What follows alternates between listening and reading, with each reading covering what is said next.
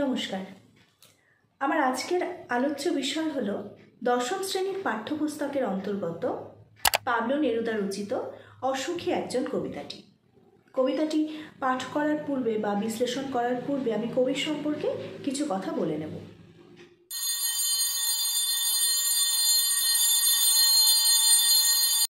কবিতাটি যদিও লিখেছেন পাবলো নেরুদা, পাবলো নেরুদা ছিলেন একজন চিলিয়ান কবি, অর্থাৎ চিলি দেশের কবি।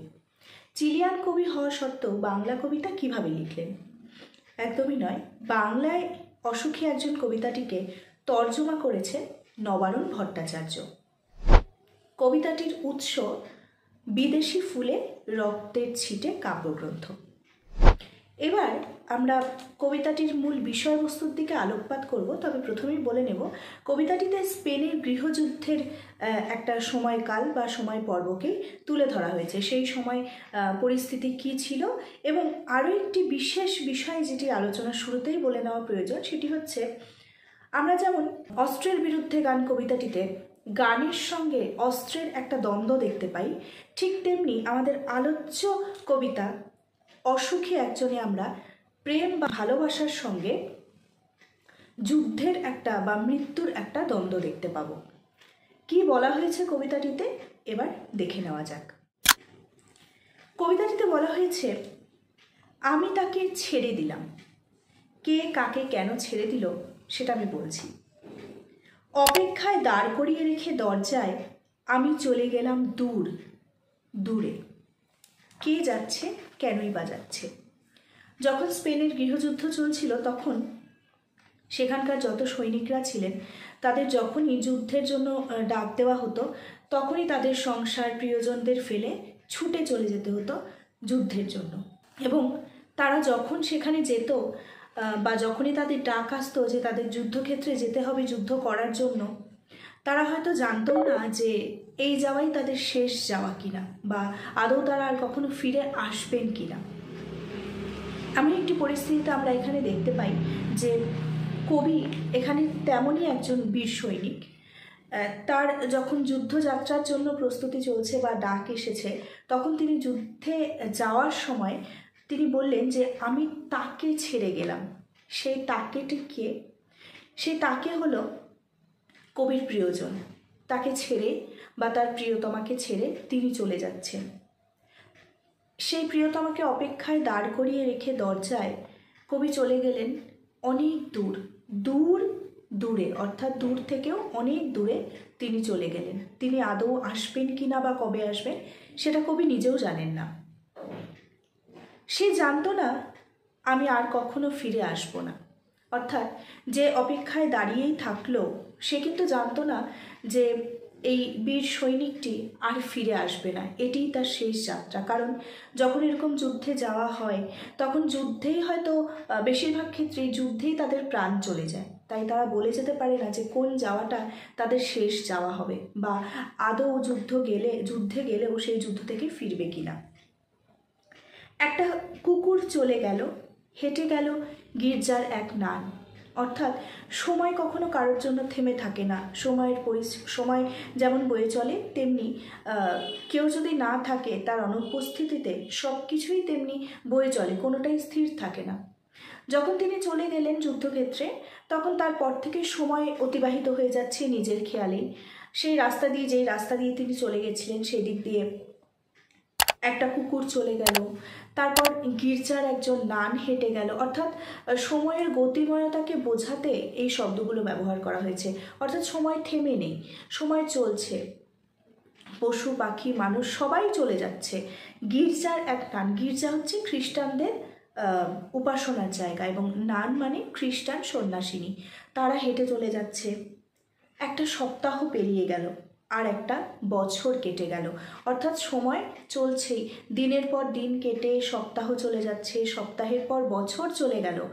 কিন্তু বৃষ্টিতে ধুয়ে দিল আমার পায়ের দাগ। কবি যেই রাস্তা দিয়ে হেঁটে চলে গেছিল যুদ্ধক্ষেত্রে, সেই পায়ের দাগগুলোও মুছে গেছে, বৃষ্টি ধুয়ে দিয়েছে সেই দাগগুলো এবং ঘাস জন্মালো রাস্তায়। দীর্ঘদিন সেই পথে কোনো পথে লোক হাঁটাহাঁটি না করলে সেখানে ঘাস জন্মে যায়। ঠিক তেমনি এখানে যেহেতু ওই পথে কবি আর ফিরে আসেননি, তাই ওই রাস্তায় চলাচলের অভাবে কবি যেহেতু হাঁটাহাঁটিও করছেন না, সেই দিক দিয়ে ঘাস জন্মে গেল রাস্তায়। আর একটার পর একটা পাথরের মতো, পর পর পাথরের মতো বছরগুলো নেমে এলো তার মাথার উপর। অর্থাৎ এই যে অপেক্ষা করে সে জানে অপেক্ষার যন্ত্রণা কতটা, কি ভীষণ কঠিন এই অপেক্ষার প্রহর পেরিয়ে যাওয়া। তো যখন একটার পর একটা বছর পেরিয়ে যাচ্ছে, তখন সেই মেয়েটি অর্থাৎ কবির সেই প্রিয়তমার মাথায় যেন এক একটা বরফের মতো ভারী, মানে খুব প্রচণ্ড কষ্ট তার হচ্ছে। অনেক বড় পাথর যদি মাথার ওপর নেমে আসে, ঠিক যতটা কষ্ট হয় তার কাছে ওই বছরের পেরিয়ে যাওয়াগুলো, সময়গুলো এক একটা পাথরের মতো, ভারী ভারী পাথরের মতো মনে হচ্ছে যে তার মাথার উপর নেমে আসছে। তার অপেক্ষা কিন্তু চলছেই, অপেক্ষা কিন্তু তার থামেনি। তারপর যুদ্ধ এলো, রক্তের এক আগ্নেয় পাহাড়ের মতো। তোমাদের মনে হতে পারে আগ্নেয় পাহাড়ের মতো যুদ্ধ বিষয়টা কী জিনিস।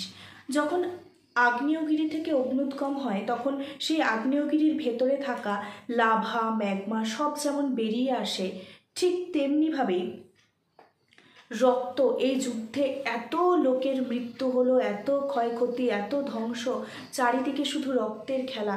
ঠিক তেমনিভাবে যেইভাবে আগ্নেয়গিরি থেকে অগ্নুৎগম হয়, ভেতরের সমস্ত বস্তুগুলো উদ্গীরণ হতে থাকে, ভেতর থেকে লাভা, ম্যাগমা সব ছড়িয়ে পড়ে, ছিটকে বেরিয়ে আসে, ঠিক তেমনি রক্তও চারিদিকে যেন ছিটকে যাচ্ছে। এত রক্ত, এত এত ধ্বংসের একটা পরিস্থিতি চলছে।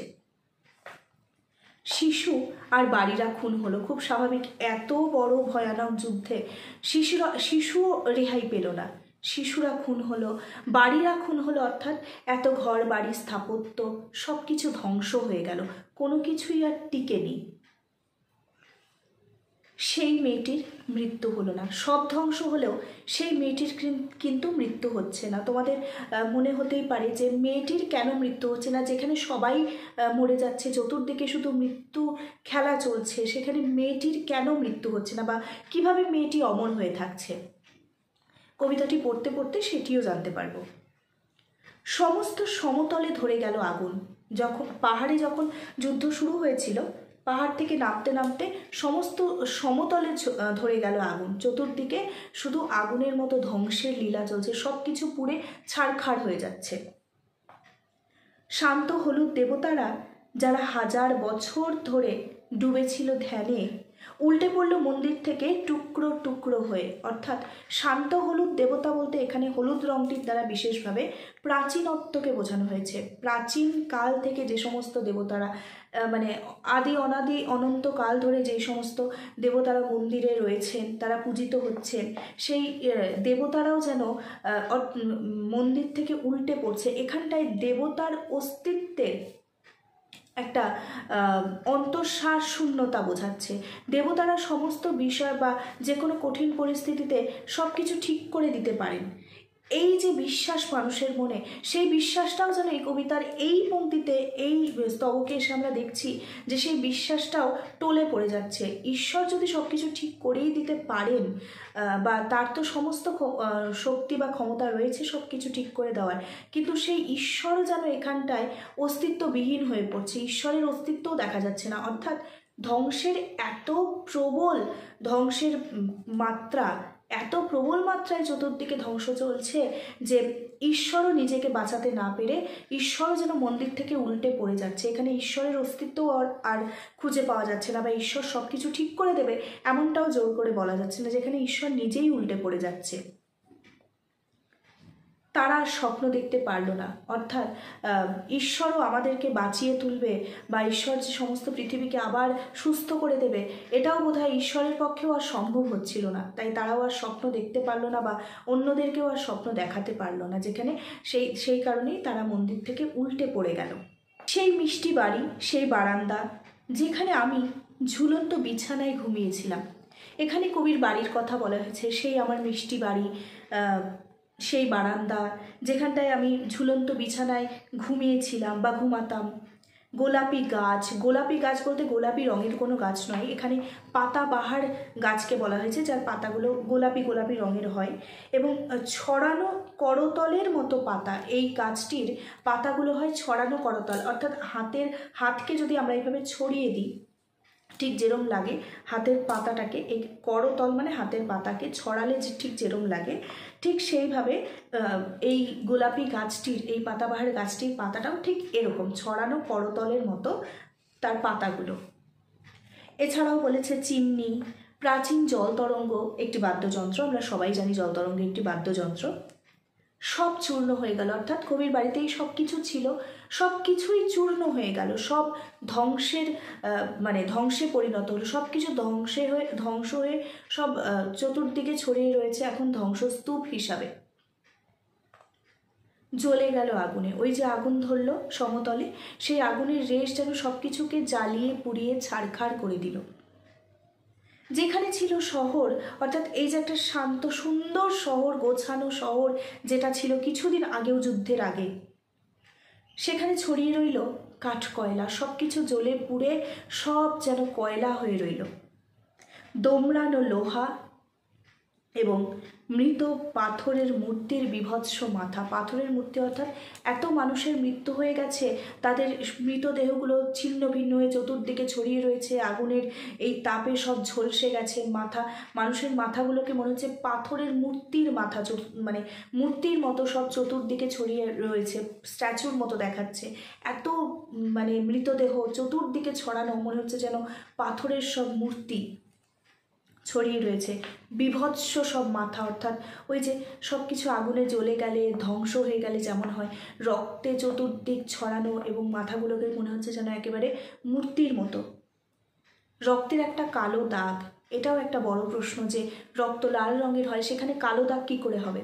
রক্ত এত রক্ত এই যুদ্ধের জন্য হয়েছিল, চতুর্দিকে এত রক্তপাত, রক্তের ওখানে বন্যা বয়ে যাচ্ছিল, রক্তগুলো শুকিয়ে কালো রঙের হয়ে যায়। এত রক্ত পড়তে পড়তে চতুর্দিকে ছড়িয়ে গিয়েছিল এবং সেই রক্তগুলো যখন কিছুদিন পর শুকিয়ে যাচ্ছিল, শুকিয়ে ওগুলো কালো রঙের হয়ে গেছিলো। তাই বলছে ওই যুদ্ধের একটা ক্ষতবিক্ষত বা একটা ধ্বংস, বা কি বলবো, এই জায়গাটায় যুদ্ধের যে একটা বিশাল ক্ষতিগ্রস্ত রূপ, সেই রূপের প্রতীক হিসাবে কতটা ভয়ানক ছিল সেই যুদ্ধটি, সেই তার ভয়াবহতা বোঝাতে, ভয়াবহতার প্রতীক হিসাবে এই কালো রং, একটা কালো দাগ দিয়ে গেছিল, রক্তের কালো দাগ যেন একটা চিহ্ন রেখে গেছিল, যে ধ্বংসের কথা ওই কালো দাগটা দেখলে মনে পড়বে যে কি ভয়ানক ধ্বংস সেই যুদ্ধে হয়েছিল।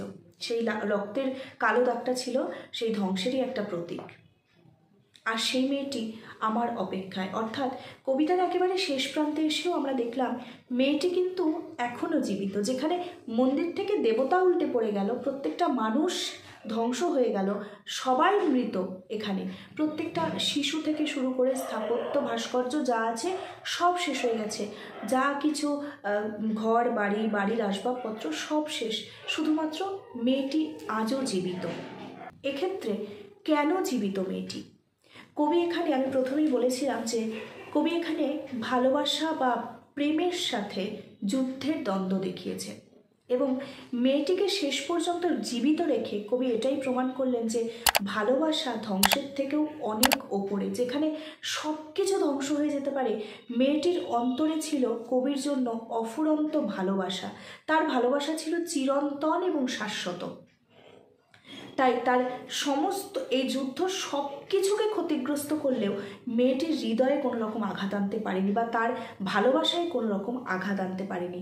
তাই সব কিছুর ঊর্ধ্বে গিয়ে জয়ী হয়েছে এই কবিতায় যা, সেটি হচ্ছে মেয়েটির শাশ্বত চিরন্তন ভালোবাসা, যা কবির প্রতি ছিল। তাই জন্য মেয়েটি সব কিছু ধ্বংস হলেও শেষ পর্যন্ত কিন্তু মেয়েটার কিন্তু কোনো রকম ক্ষতি হয়নি, বা মেয়েটা আজও জীবিত এবং সে জীবিত রয়েছে একটাই আশা নিয়ে, যে তার প্রেমিক বা তার প্রিয়তম বা তার বন্ধু যাই হোক না কেন, সে নিশ্চিত একদিন না একদিন ফিরে আসবে। এই যে একটা পজিটিভ চিন্তাভাবনা, এই হ্যাঁসূচক মনোভাব নিয়েই কিন্তু কবিতার শেষ লাইনে আমরা দেখতে পেলাম যে মেয়েটি আজও রয়ে গেল শুধুমাত্র তার অপেক্ষাকে নিয়ে। কারণ তার বিশ্বাস, তার ধারণা, তার দৃঢ় বিশ্বাস যে তার প্রিয় মানুষ অবশ্যই তার কাছে ফিরে আসবে।